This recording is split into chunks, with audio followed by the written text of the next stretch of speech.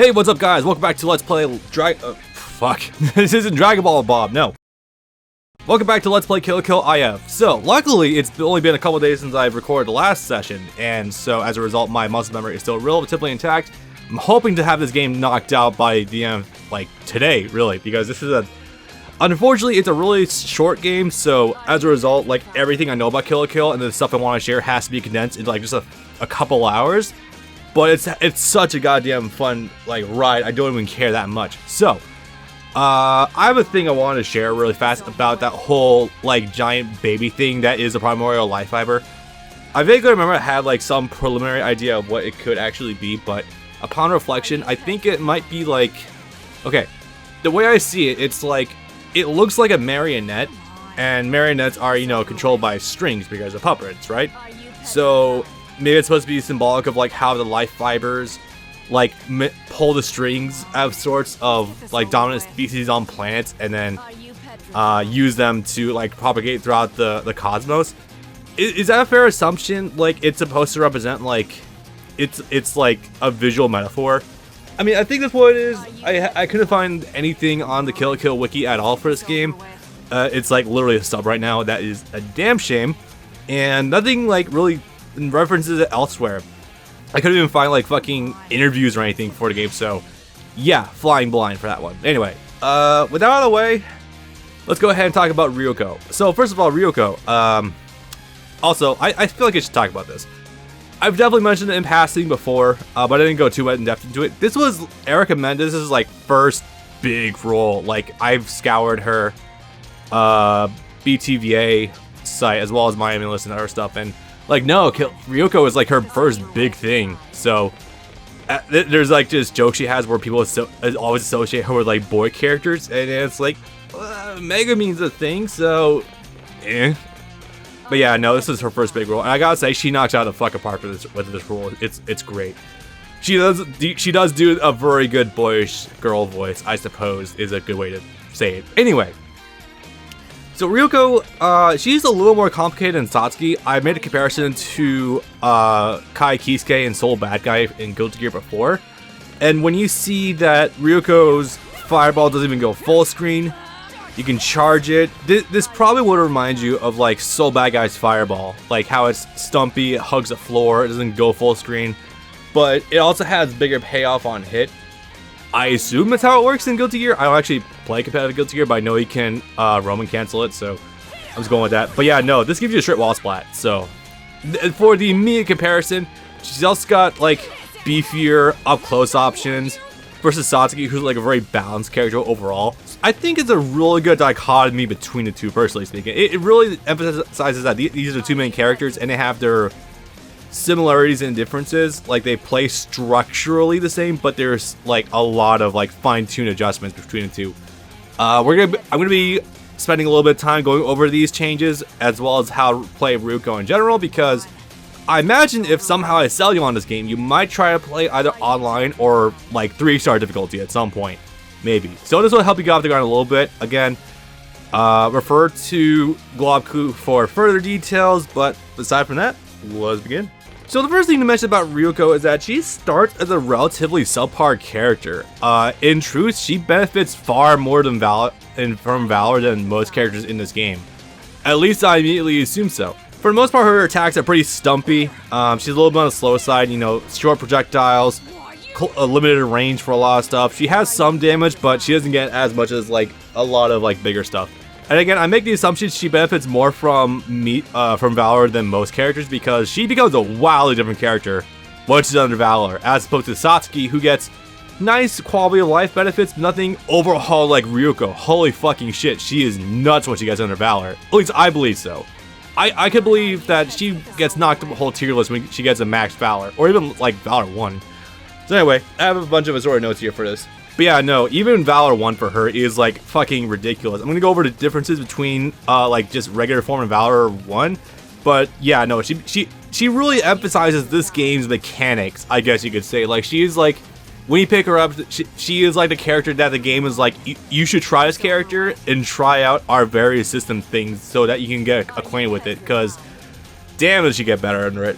So like I said before, her projectile isn't very great, doesn't go full screen or anything. Like, it sort of does. The second fireball does have more range, but it's not very threatening. Satsuki's gonna obviously outpace her, Nonon's gonna fuck her up, Ragyo's gonna fuck her up.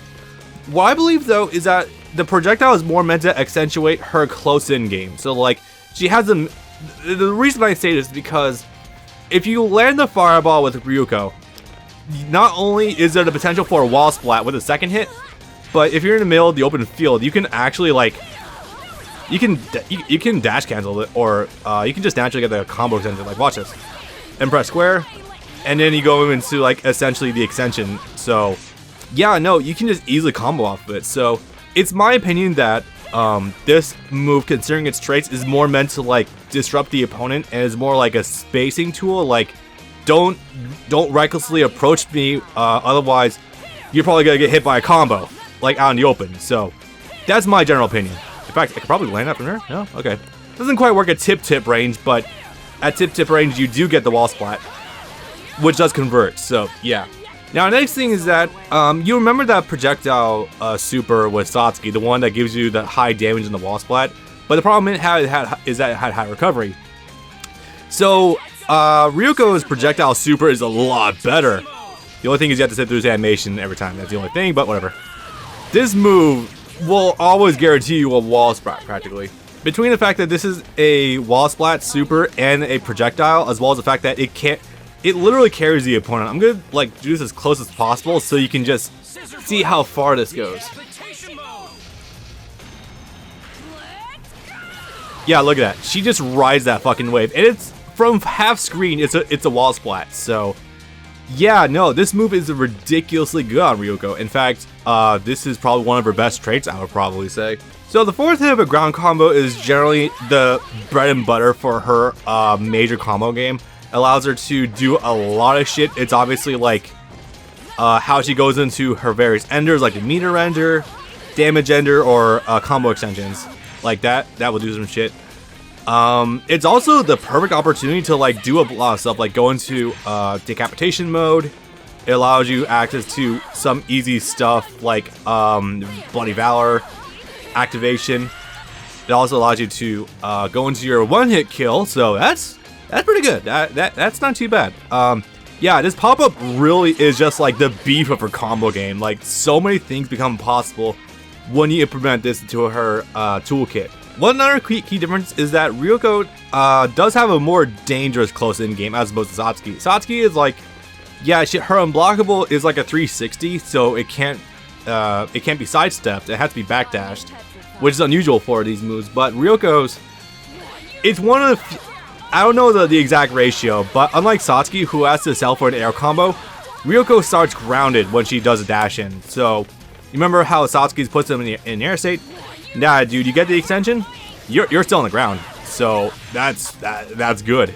That allows for the fact that obviously you get a whole other section of the combo in her strings, which is good.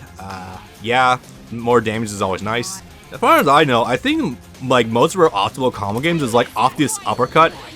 The uppercut is of course her anti-air move. It's not like a DP. Also, I realized this like after I wrote this like little guide of sorts.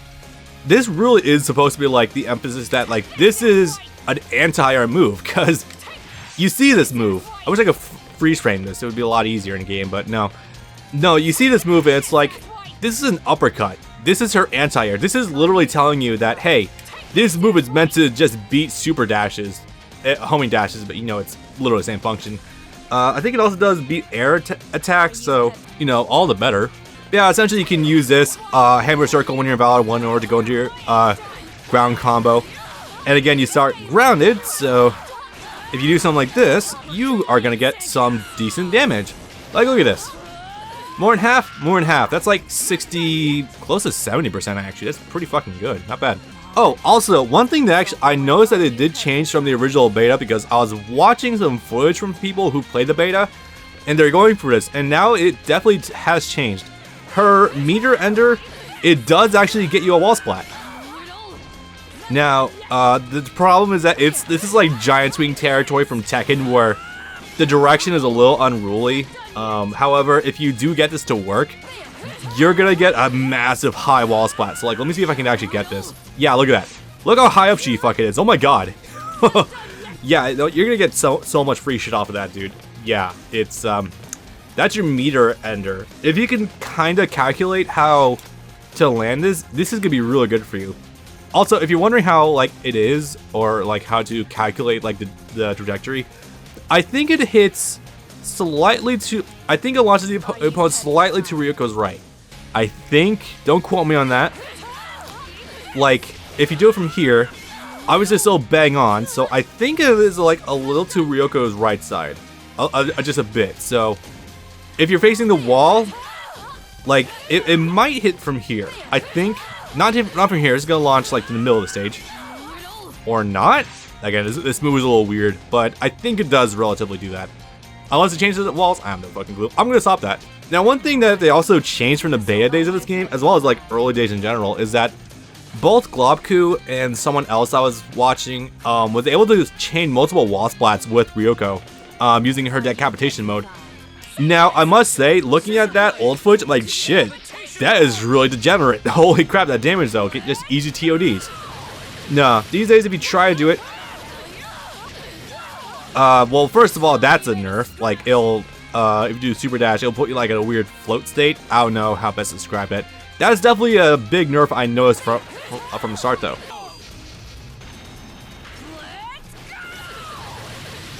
Okay, so watch this.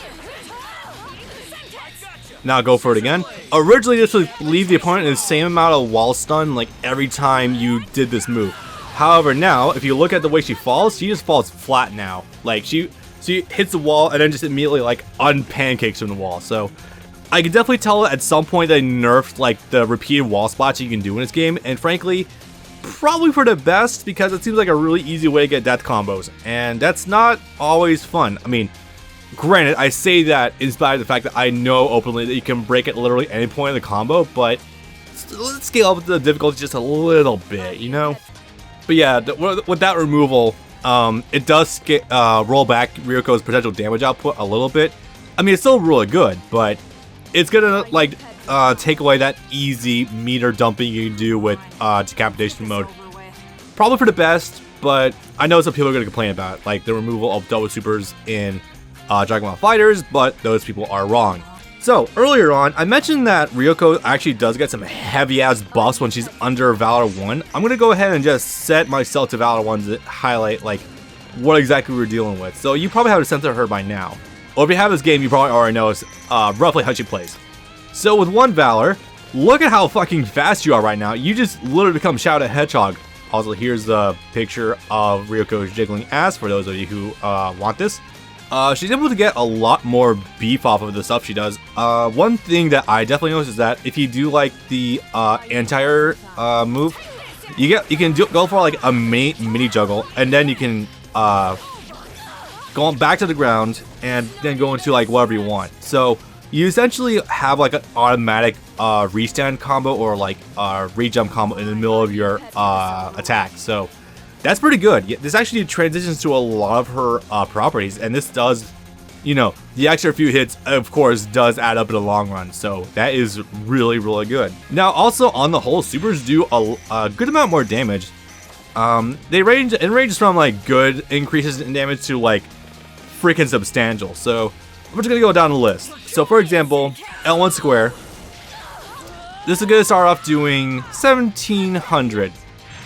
That's pretty good. 1700, not bad. I'll take that. Now get Valor 1. 2000. Not a substantial buff, but enough to warrant the thought about just immediately going for you know, Valor 1. Now for Decapitation Mode, I'm just gonna skip this animation so you can see it. Done close in if all the hits connect, 1800. More than the other one, that's for sure. Now if you're to do this while under Valor 1, 2200. Get in there. That's like what, like a 10% buff, something like that. Some number to that effect. That is not horrible. Now of course I go over these, but I haven't actually touched Ryuko's unblockable super yet. It's not what I would say is amazing. It's this really slow wind up to this spin here, and it is unblockable, but like I don't know, dude. There's much better things you can be going for. So anyway, it does get a damage buff under Valor 2, I think. So bear with me on that one. Now, a pretty substantial combo you can actually get off of Ryuko at this point in time is something to this effect.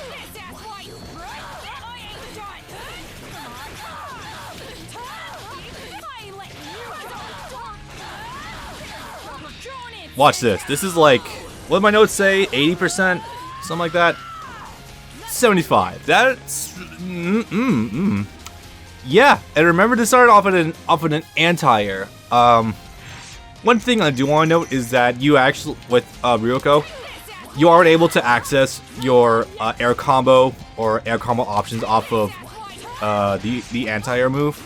However, with the one Valor, that is a much of a story. Go for an air combo, you'll naturally restand, get the wall splat, ground bounce, and then you can just kind of go for whatever. You can do some various unders off of the full air combo, but I think it's a lot easier to just go for like air projectile into square. So I guess I should probably leave annotations for this.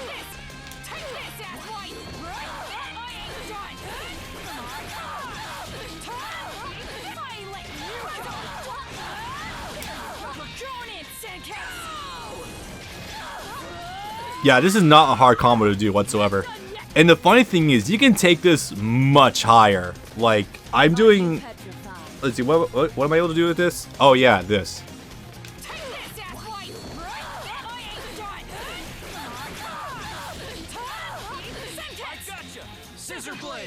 Decapitation Mode. Now, normally people would run in and do the anti-air move again. I think it's a lot easier to just go for the double super here, personally. Because of the speed. 6210, granted full bar meter, but I mean, considering the damage output, you're probably gonna have your opponent close to death if you're already under Valor 1, so good shit, dude. Oh right, you can also end this move with the dash combo. I guess I kind of missed that one. Decapitation Mode.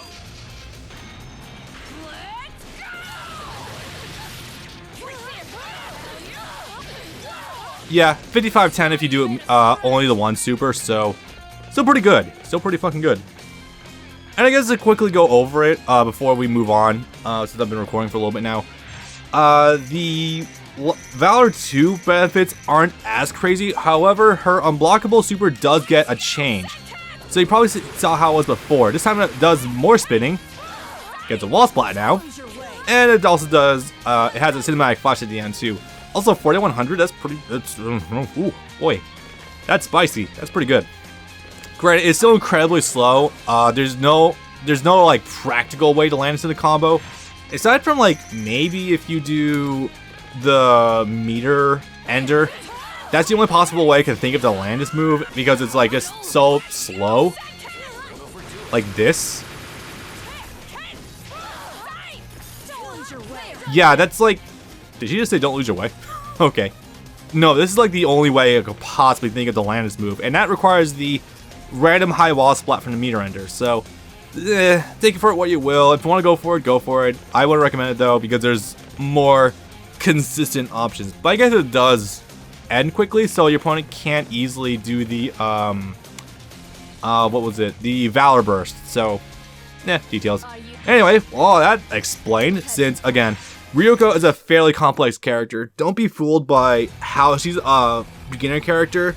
She's very complex. Not as complex as obviously like Gamagori, who's setup based, or like Nonon, who has like the crazy projectile shit and like no defensive options.